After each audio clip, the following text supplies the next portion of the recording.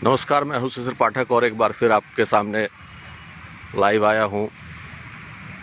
Election का माहौल है और तरह तरह की बातें आने लगी हैं, तरह तरह के रेशियोज दिए जाने लगे हैं, 80-20 का, 85-15 का।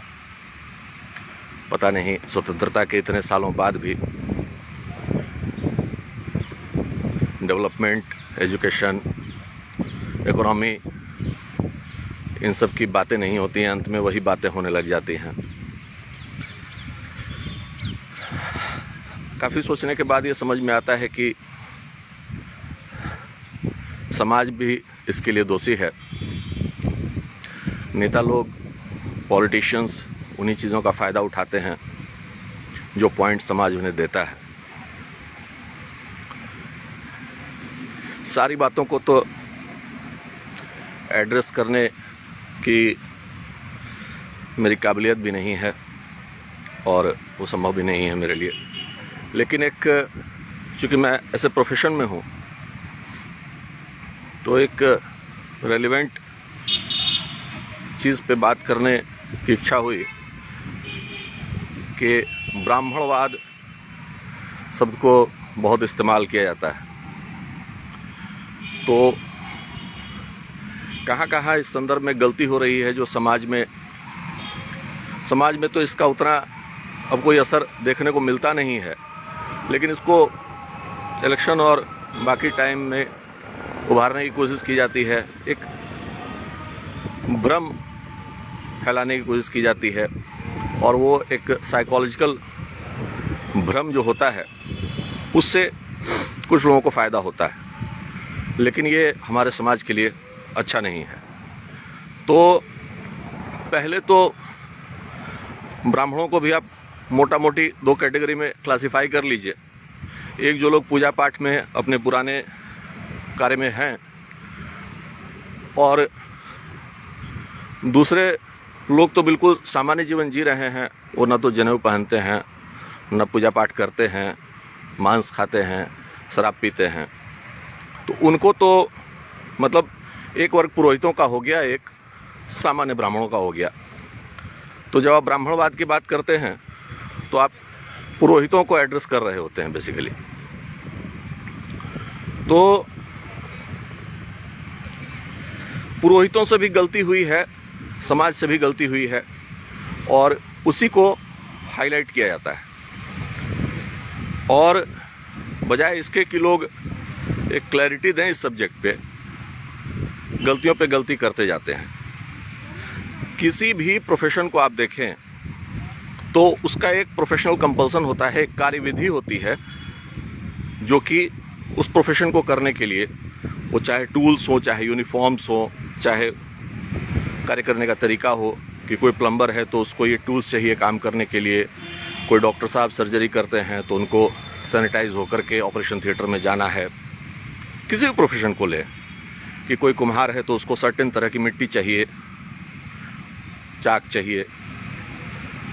तो समाज भी समझता है कि ये कुछ कंपलसरी चीज़ें हैं और वो लोग भी जानते हैं, इसको कुछ ग्लैमराइज नहीं करते हैं, ग्लोरीफाई नहीं करते हैं कि अरे भाई हम तो डॉक्टर हैं तो सर्जरी करना है तो पर्टिकुलर तरह के कपड़े पहनने हैं और ये एपरेटस यूज़ करना है। और समाज भी जानता है कि डॉक्टर साहब को ये चीज़ों की ज़रूरत होगी, उनको सैनिटाइज होकर के ही जाना है। ऐसा ही कुछ काम पूजा पाठ से रिलेटेड भी है, और वो पूजा पाठ आप घर में खुद करें तो आप भी फॉलो करते हैं उसको, चाहे आप किसी भी जाति वर्ग के व्यक्ति हों। नवरात्र में आपको भी फास्ट करना पड़ता है, छठ पूजा करते हैं तो आप भी फास्ट में रहते हैं, आप भी अनाज नहीं खाते हैं, आप भी नमक नहीं खाते हैं। बस यही इतनी बात है कि जो पुरोहित है, किसी मंदिर में है, तो उसको बहुत सारे रेस्ट्रिक्शंस फॉलो करने पड़ते हैं, वो उससे वर्क रिलेटेड कंपल्सन में फॉलो करने पड़ते हैं। अब हुआ ये कि सामान्य, तो आप अगर कह रहे हैं कि हम बाहर खाना नहीं खाएंगे तो आप इस चीज़ को एक्सप्लेन कर दीजिए ना कि आप बाहर खाना क्यों नहीं खाएंगे, किसी के घर आप खाना नहीं खा रहे हैं। तो आप बताइए कि मैं अनुष्ठान में हूँ या ये रीज़न है, मैं मंदिर में रहता हूँ, मुझे ये चीज़ वर्जित है, मैं ये नहीं कर सकता हूँ, तो बात वहीं ख़त्म हो जाएगी। तो एक तो समाज ने पहले ग्लोरीफाई किया कि आपका लाइफ स्टाइल, आप तो ये नहीं करते हैं, वो नहीं करते हैं, रेस्ट्रिक्शन है, ऐसा है वैसा है, और ये सुपीरियरिटी कॉम्प्लेक्स झूठ मूठ का डाल दिया, जो कि आपके काम से रिलेटेड है, आपके प्रोफेशन से रिलेटेड है।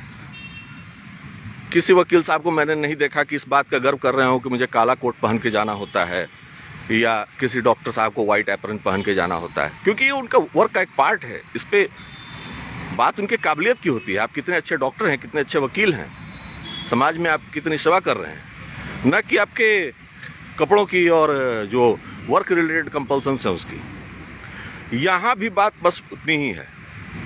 अब समाज ने मुझे ग्लोरीफाई किया और मैंने भी अपने आप को सुपीरियर समझना शुरू कर दिया। यही होता आया है और इसी के कारण सारी समस्याएं हैं।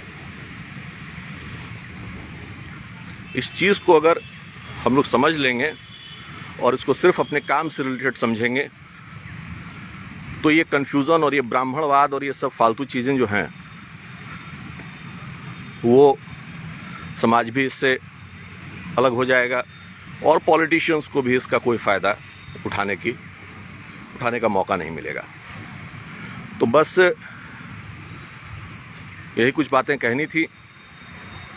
बहुत सोचने समझने के बाद जो मुझे समझ आया कि कहाँ प्रॉब्लम है और इस प्रॉब्लम के कारण ही एक डिवाइड पैदा करने की कोशिश की जाती है। अब तो डिवाइड पैदा हो नहीं सकता है, कॉस्मोपॉलिटन कल्चर है।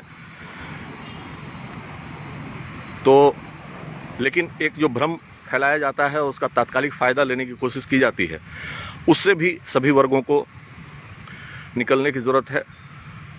और ये जो भी अंतर आपको दिखता है दिनचर्या में, खाने पीने में, लाइफ स्टाइल में, वो सिर्फ वर्क रिलेटेड है। इससे किसी के सुपीरियर और इन्फीरियर होने का कोई लेना देना नहीं।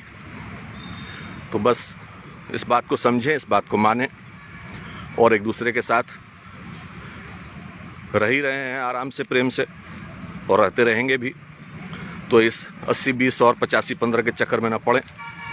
डेवलपमेंट का सोचें, बच्चों के एजुकेशन का सोचें, हेल्थ का सोचें और उसके अकॉर्डिंग जो डिसीजंस लेना है लें। धन्यवाद।